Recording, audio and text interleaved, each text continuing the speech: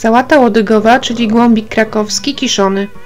Pędy sałaty ścinamy przed wykształceniem pąków kwiatowych, bo potem będą gorzkie i twarde. Przy przyrządzaniu sałaty spójrz na jej przekrój u dołu. Jeśli ma dziurkę, oznacza to, że jest przerośnięta, a sama część łykowata. Odetnij ją do momentu, aż dziurka zniknie. Obierz łodygi z liści, które możesz użyć do dań stir-fry, oraz ze skórki, która jest twarda i włóknista. Pokrój na kawałki mieszczące się do słoika.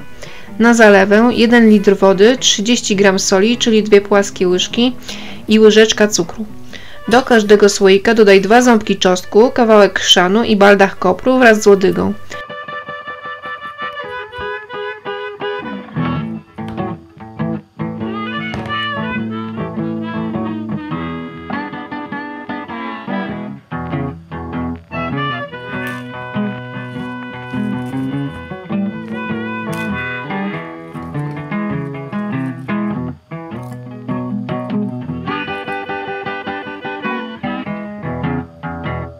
Wodę zagotuj i letnią wodą zalej głąbiki.